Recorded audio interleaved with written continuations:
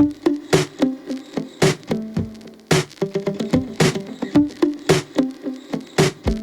afternoon, folks. Welcome back to Celtic Fans TV. It is starting 11 prediction time once again for tomorrow's trip to St Mirren. First of all, I hope everybody's recovered from last Sunday. What a brilliant day and what a great performance. I thought over the piece we much deserved the victory on the day. Interesting talking to a few people after the game though. They thought maybe it wasn't our best performance, but I thought under the circumstances we were really, really good, and I think you could tell from early on in the game that we were going to control it, dictate it. I thought we were really brave on the ball, building out for the back, like the Starfelt, Taylor, everybody in that Celtic team, confident taking the ball under any circumstances. And I thought we were much the stronger team. I think late in the game, we should maybe have got one or two more goals to reflect the dominance a bit more, but we were never really under any massive pressure in that last 10 minutes. As I say, I thought it was a great performance and brilliant to watch us lift another trophy. And this week has been brilliant, just watching all the fallout, reflecting on it, watching some of the scenes back, because you only see the goals once when you're at the game. But there was some lovely build-up for both goals, actually. A long passing sequence before the first one. And I think the movement and the speed of the play and the build-up to the second one was absolutely excellent as well. So two really good goals. It's dead easy to look at those goals, see Kyogo knocking them in the 6-yard box and think that it's a tap-in. But the work that goes into the build-up, the movement, the patterns of play, how well-drilled this Celtic team is in playing in that way was there for everybody to see. And it's only when you watch it back and you even take it a minute or 2 minutes before the goal, you see the quality in this Celtic team and the sort of variety in the attacking play. It's so difficult to live with, and that's why Rangers couldn't stop it. They know what Celtic play like, but still they can't stop it because it's hard to predict the speed of movement, the way we move the ball, and the runs players make off the ball to make space. It's so difficult to defend against. I thought it was a great performance.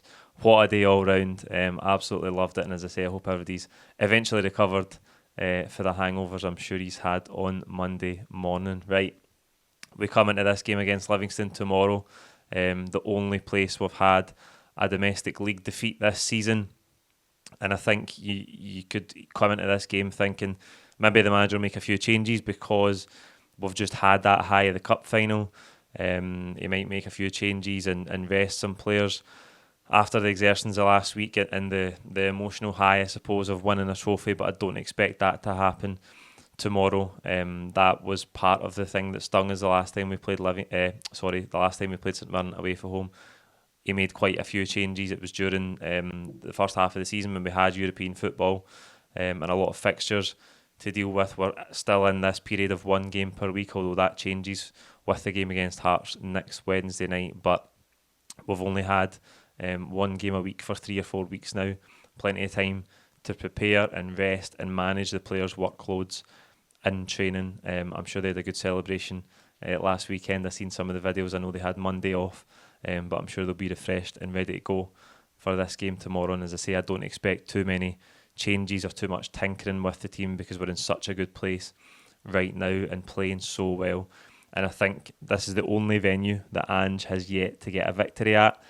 I think there's some parallels last season in terms of, I think towards the end of March, this is only the beginning of March, but towards the end of March we went to Livingston last season, and that was the big challenge for us. That was the big hurdle we had to overcome because we hadn't won there yet and we had such a terrible record at the Tony Macaroni. Maybe some parallels, although not to the same extent with the record at Livingston, but I'm sure Ange wants to get the victory tomorrow and just eradicate any possibility that people start to think that we've got problems going and playing away at St Mirren as a small pitch.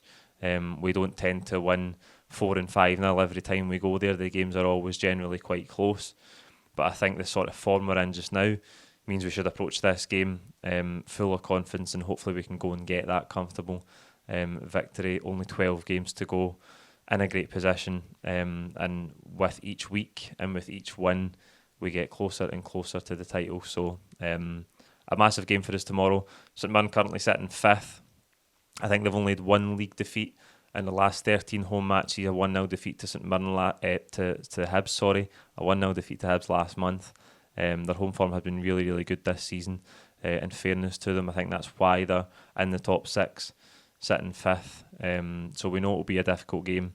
But as I say, I think if we play the strongest 11 that we can, and the players are in the right frame of mind, we should go and get the win. Right, here we go then. We'll start in goals, as we always do, with Joe Hart.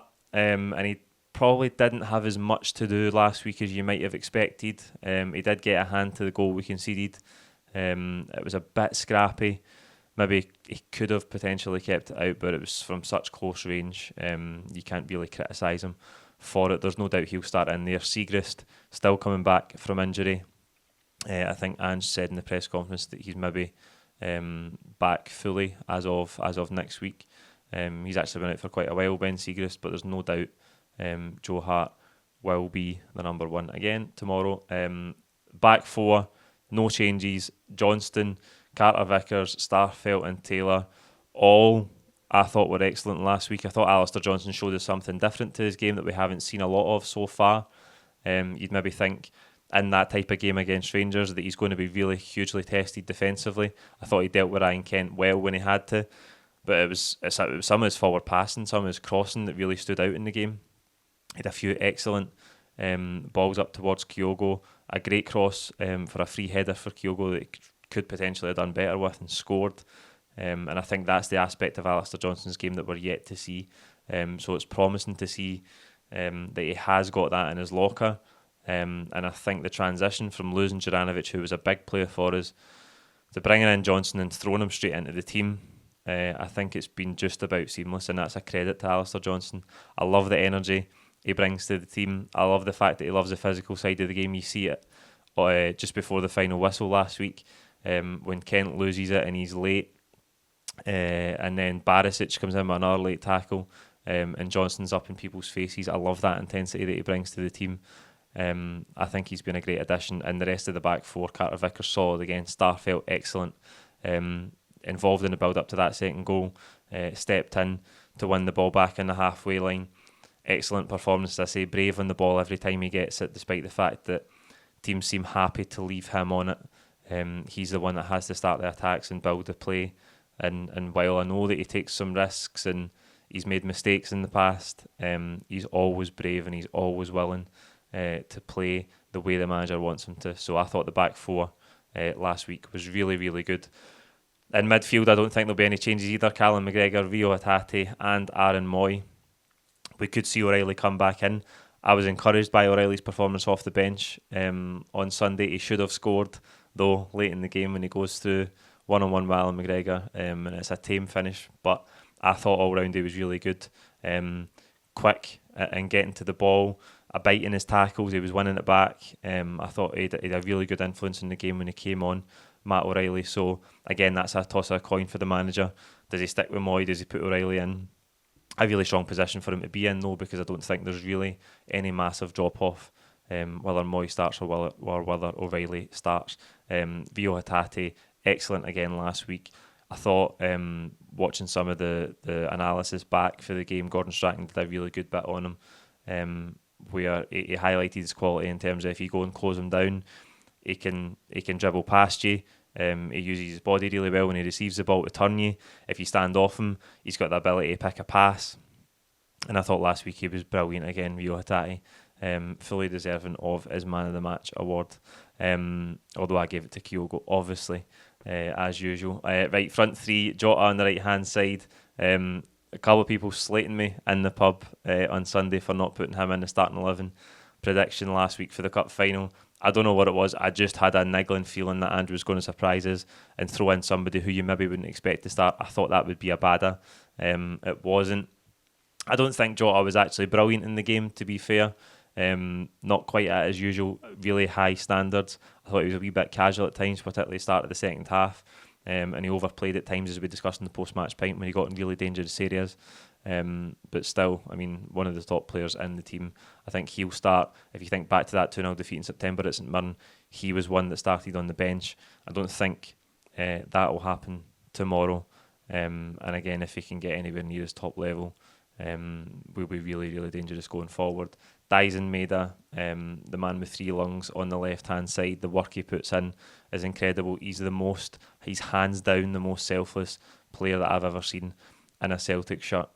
So I know that in the first half last week on the ball, he was wasteful and he dribbled out the pitch a couple of times and he overhit some crosses, but you can never ever question his commitment. And I thought in the second half, particularly in that time after Rangers' goal where they were getting a wee bit of momentum, he was just after Tavernier every time he got the ball.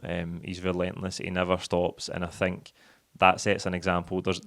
I think that across this team, the attitude is tremendous and the commitment is tremendous, but he is a standard bearer for that, and he's such an important player for us. And I know that moving Jota out of position, I was talking to somebody in the pub about this last week, moving one of your best players in Jota out of position is a tall order. You'd think you leave your best player in his best position on the left-hand side, but I think it's credit to Dyson Maeda, and it shows you how important Ange sees him in this team, that Jota does move to the right-hand side and he starts on the left. I know they interchange a lot and they switch sides during the game, but Dyson Maeda is one of the first names in the team sheet. He's been absolutely brilliant. And through the middle, it is the cup final hero, the top goal scorer, Kyogo Furuhashi.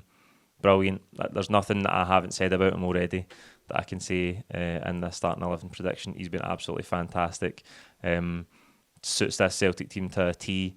His 2 goals last week sum him up. In the right position, his movement time to perfection, his movement for the second goal in terms of timing his run. As soon as Aaron Moy receives the ball, he knows that he's sliding it into Hatate on the left hand side, and he gets his body in front of Barisic and then breaks his neck to get in there as quick as he can, and he's in there to meet it right on time and smash it into the net. Brilliant. What a goal scorer. What a brilliant all-round footballer in terms of what he offers to this Celtic team. He'll start through the middle, so that is no changes to the team that started last week in the cup final. Could have condensed that into 30 seconds and said, listen, it's just the same team. Yes, but I wanted to wax lyrical about most of them off the back of last week's performance. There you go. That's 11 I think the manager will go with tomorrow. If you disagree, let me know in the comments below. Like this video. Don't forget to subscribe if you haven't already, and we'll see you after the game tomorrow with all of the full-time reaction. Thank you.